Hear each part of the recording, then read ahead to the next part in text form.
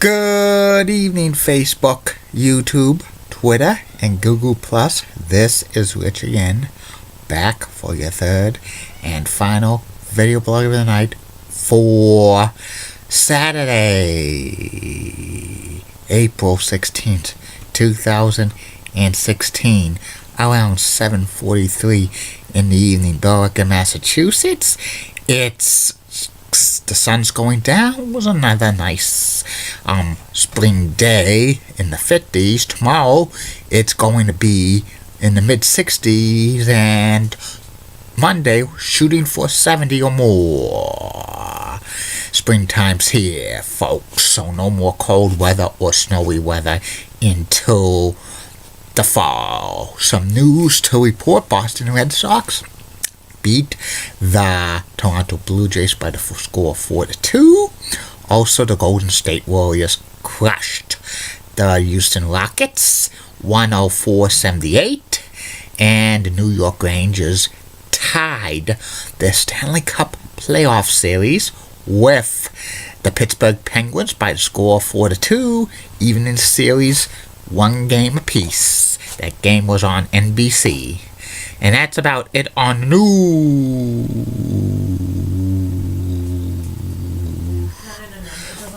My third and final video blog subject of the night is my personality profile. Tonight's personality profile is about former NHL player Bernie Nichols, who was a center.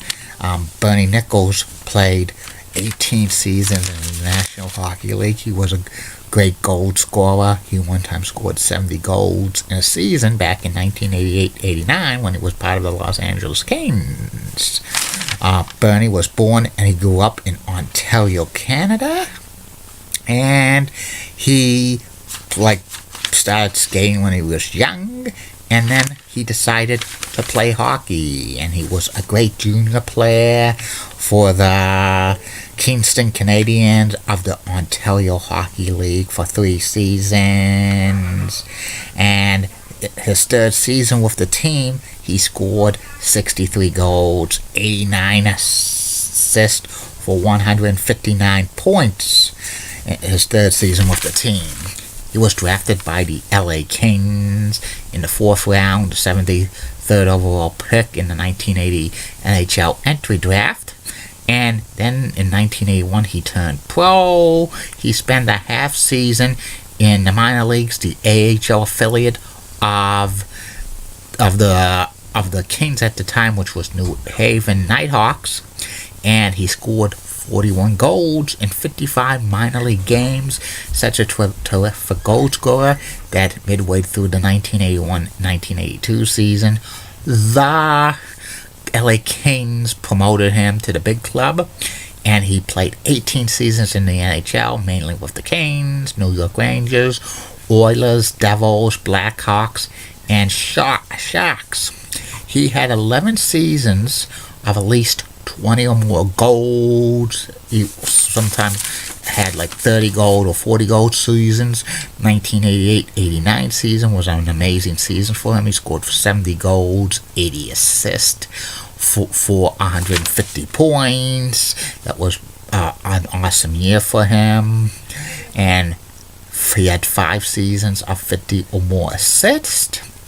2 seasons he had 100 or more points, and 3 times he played in the All-Star game.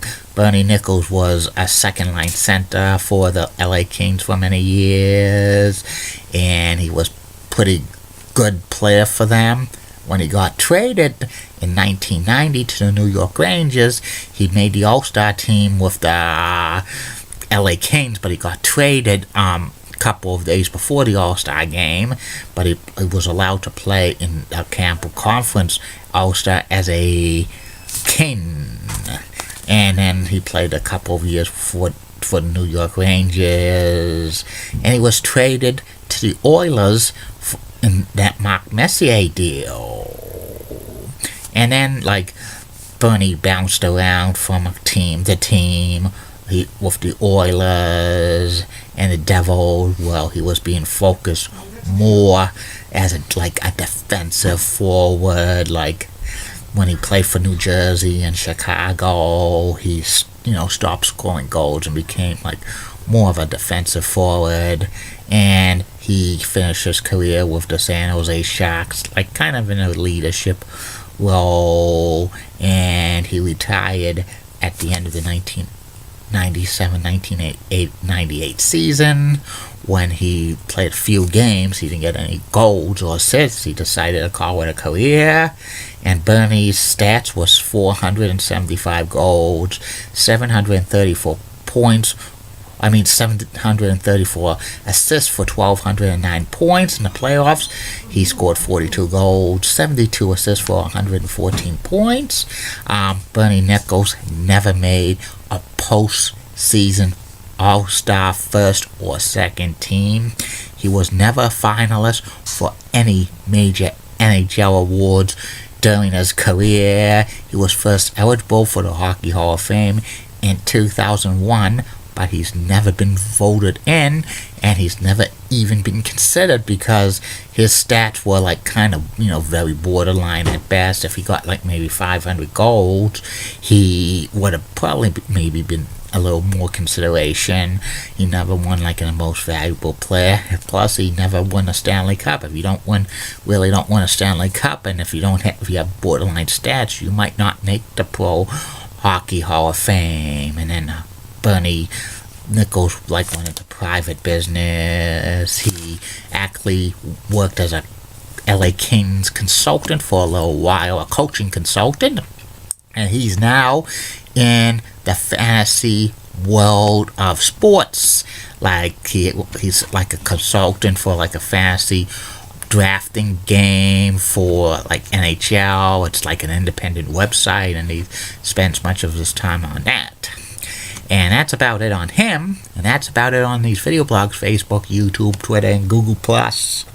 Tomorrow, 3 more video blogs coming your way. First video blog will be about the top 10 greatest professional wrestling books ever written, my humble opinion. Second video blog will be about the former Fox Sports Net show, IMAX, which lasted about 10 months in 2004-2005. And the third and final video blog of the night is about Ron Francis. I'm working on the top.